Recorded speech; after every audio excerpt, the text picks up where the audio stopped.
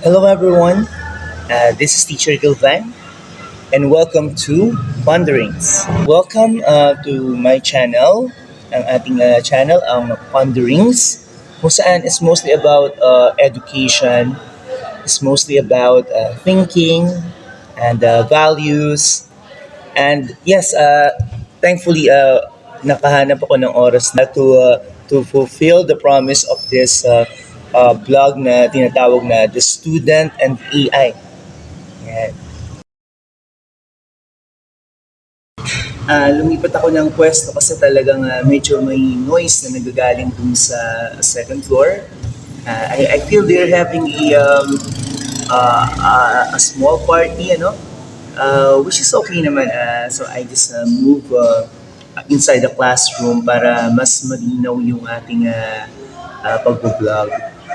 Talking about ChatGPT, yes, na-encounter ko yung ChatGPT noong November 2022. In fact, maraming articles ang nasulat dyan noong mga panahon na yan and sa mga succeeding months. There was an article written by Professor Randy David, one of my favorite writers and inquirer, conversations siya tayo about with ChatGPT.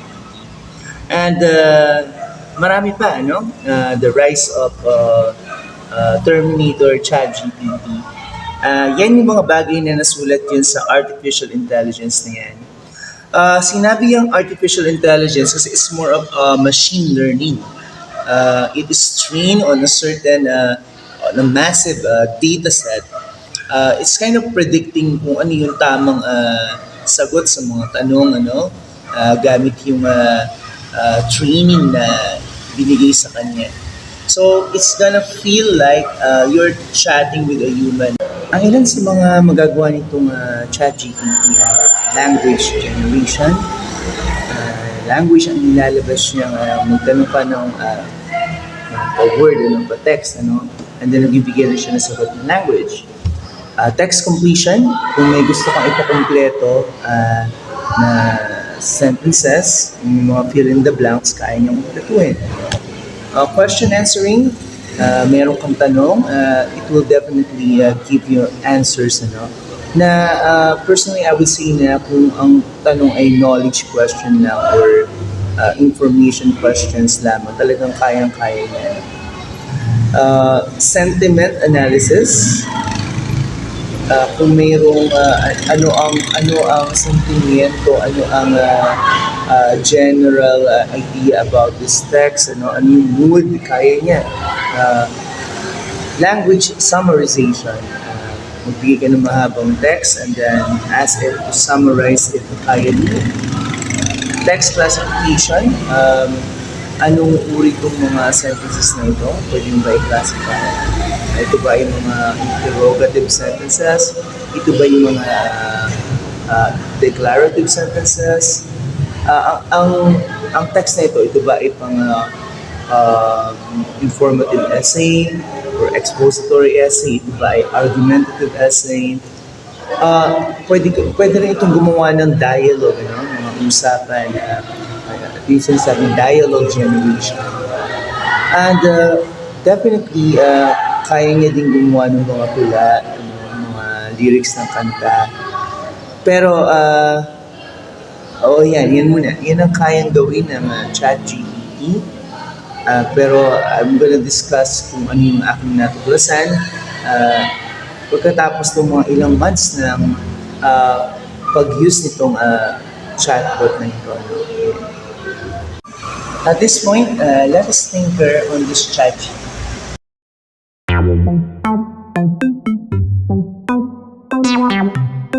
The question is, who are the primary philosophers of ancient Greece? Ano yung kanilang mga notable ideas? And there you go, there is an answer. Ancient Greece was a hub of philosophical inquiry, producing several notable philosophers. Skim and scan natin to. Socrates, Plato, Aristotle, Epicurus, Zeno.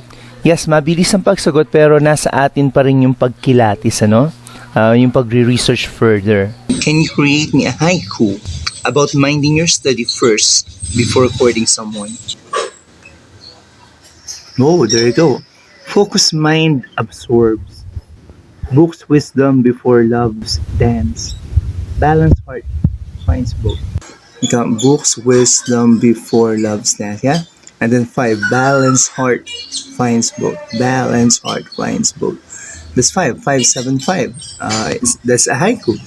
Can you give me a motivation to avoid procrastinating? Perhaps a poem to remind me to be diligent. Alright, so it's just that quick and it already had given me a poem. In the realm of dreams where time takes flight, a foe lurks disguised as sweet respite. Procrastination, its name is known, a seductive trap where diligence is thrown. This is the full speech of J.K. Rowling in Harvard. Let me see if ChatGPT can summarize this and perhaps present to me an outline. So, ito na yung summary, no? It gave me a summary. I asked for a possible outline. Introduction, benefits of failure, importance of imagination, conclusion.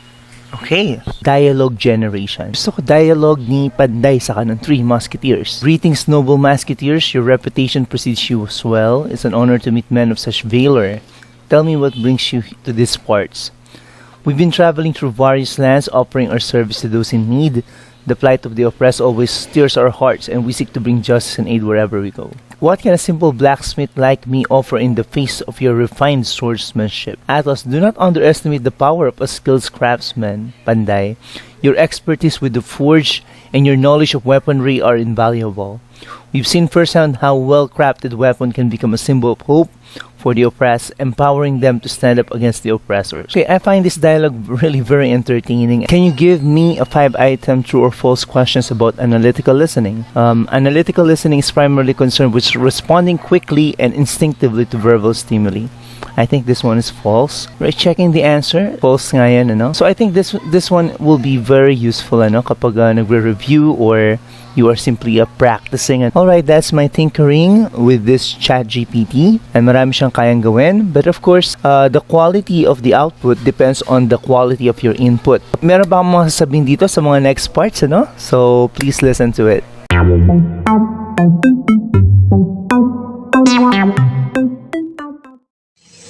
Technology like ChatGPT is a double-edged sword.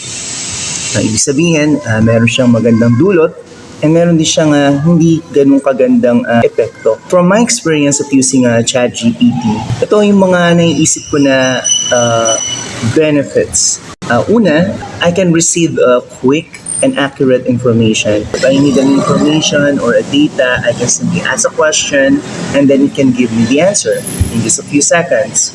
There are times that ChatGPT gives hallucination or wrong information or bad data. So, nangyari din yun and I've experienced that. Hindi naman ganun kadalas pero it does happen. You need to double check the information from other sources. Now, another one is it improves language skills. Example, you are trying to find if something is wrong with the way you have written something, your sentence or your paragraph, you're checking it for any grammatical error or you're looking for a way to improve it. Well, ChatGPT can help. When I analyze how the response is crafted, grammatically correct, and I feel you giving question and then you are looking at the answer that's well written. I feel that's a good exercise in writing and in reading. Another one is critical thinking. We had a lesson in the grade 10. It was about thinking critically. And one of its topic is avoiding fallacies.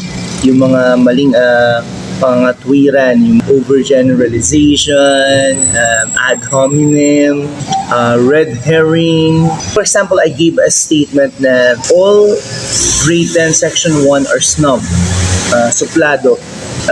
ChatGPT answered, your sentence is not reasonable. Ito ay fallacious.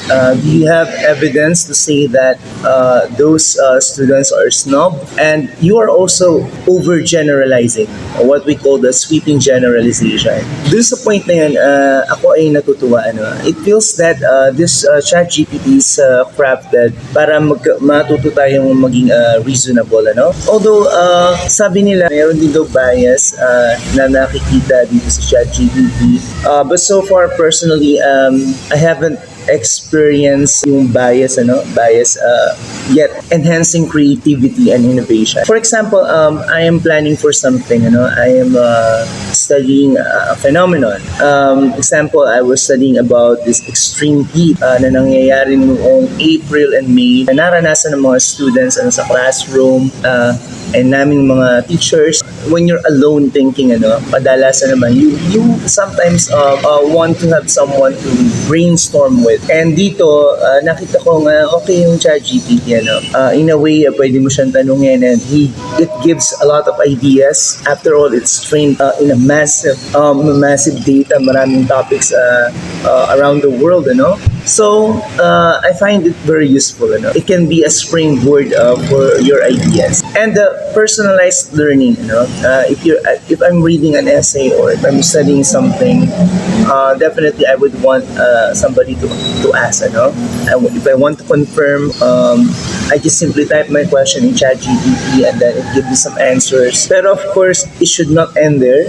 I'm always telling my students, you got to doubt, you got to probe, you don't simply have to believe. Kailangan thorough yung pag-research mo and iniisip mo rin mismo sa setting mo, kung applicable ba yon or totoo ba yon.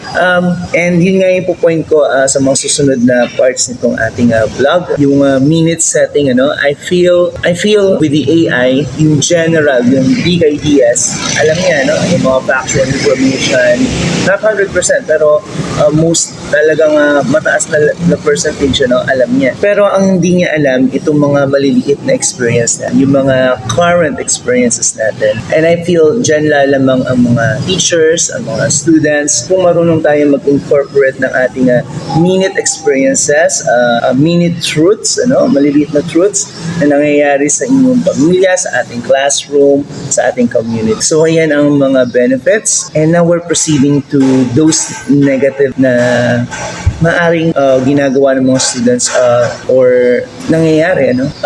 It can be used for bad actions. For example, cheating. If I have a math problem and I happen to have it, in digital form, I can simply paste the question there and it will give me an answer. So that's one challenge for us.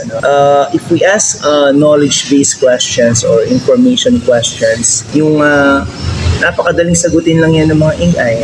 I feel we also got to change the way we ask questions. Kailangan mas critical, mas personal, mas minute, mas maliit, yung mismo nangyayari sa atin, sa community natin. Plagiarism is also one. I noticed that as a question, hindi sinasabi ng ChatGPT kung saan galing yung information. And I feel that's really something terrible, with the ChatGPT. Sana kung meron siyang citation, napaka-useful talaga. I feel yan ang opportunity. So, if nanonood kayo, OpenAI, sana maintindihan niyo itong vlog na to, Tagalog to, pero I feel with your AI, you can understand it, dapat merong sources, Misinformation is another one. Ito na nga, kapag nag-hallucinate, yung AI, it's not perfectly trained, 100% perfect. Hindi, there are some mistakes din, I was asking for a name and sexual orientation of one character of a certain novel. I forget it, Pero ang bigay niya sa akin, ang sabi niya, yung daw character na yun ay babae. Pero what I found is lalaki pala yung character. So, sabi ko, that's one of the first time na na-experience ko na nag-hallucinate yung ChatGPT, And the user of it must be knowledgeable enough and really reading a lot. Hindi ka umasa dito na 100% na tama to.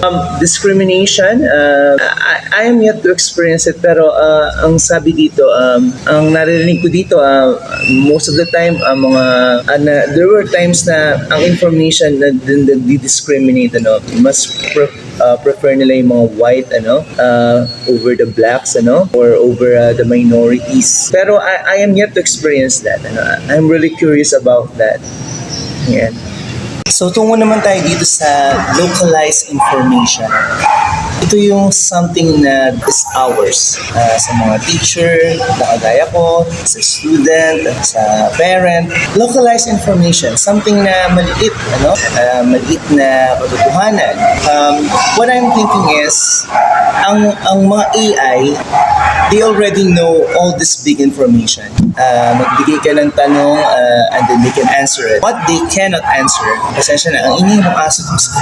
Nakikisabay siya. What they cannot answer is specific information. You know? For example, ito nangyari, ano ang problema ang kinakaharap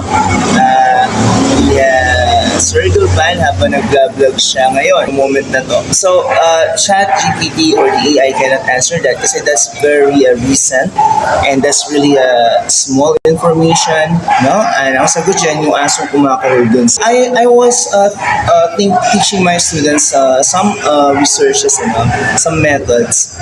Phenomenology is one, and I mentioned to them grounded theory, standpoint theory, feminism, ethnography, the virtual ethnography, yun yung sinimulang aralin, and case study.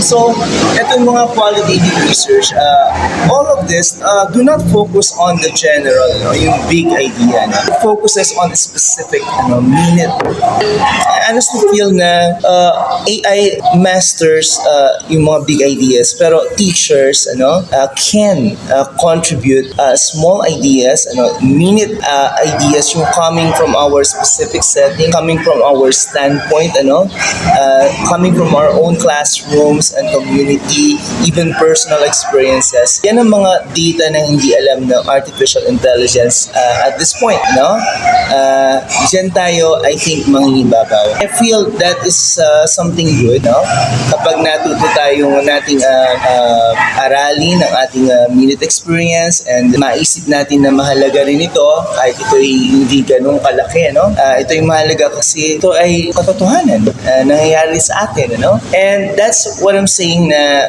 that kind of thinking, that kind of teaching will give voice to the voiceless. I have an example, For example, itong ating nangyari sa COVID noong nakaraang mga years. For example, a question is, what is COVID-19 and how does it spread? Yan ay general question, something that can be answered by AI. Pero if I ask, what are the specific COVID-19 guidelines and regulations that were placed in my community, let's say in Binangonan, one of the town here sa atin, or in Angono. So that cannot be answered by AI kasi yan ay minute. And ang nakakaalam yan ay yung mismo mga taga-Angono, taga-Binangonan na naka-experience. Another question, what treatments are available for COVID-19? Ayan, syempre vaccine ang sagot dyan. Pero I feel, pag tinanong mo yan, what are the unique cultural beliefs or practices in my community that impact COVID-19 prevention and treatment? So that is more specific, that's coming from the minute setting, and I feel it will give us small but could be useful information. The way we phrase questions, the way we think, sanay tayo na yung sinasabi ni Dr. Randy David and ng ibang mga thinkers sa Inquirer, yung ating thinking na memorization, giving emphasis on a certain data, pero yung critical thinking ay nakakalimutan. I feel we should be more critical sa pag-iisip. Kasi nga, itong mga bagay na general, mga bagay na knowledge-based lang, kaya-kaya na yan ng ChatGPT o ng AI. Pero yung mga bagay na magbibigay tinig sa mas maliliit, sa ating sariling experience, sa nangyayari sa loob ng classroom, sa nangyayari sa iyong community, yan ay magagaling sa ating sariling isipan. So, I think I'm going to show you some questions side by side, general questions and then localized questions para makita ninyo. So,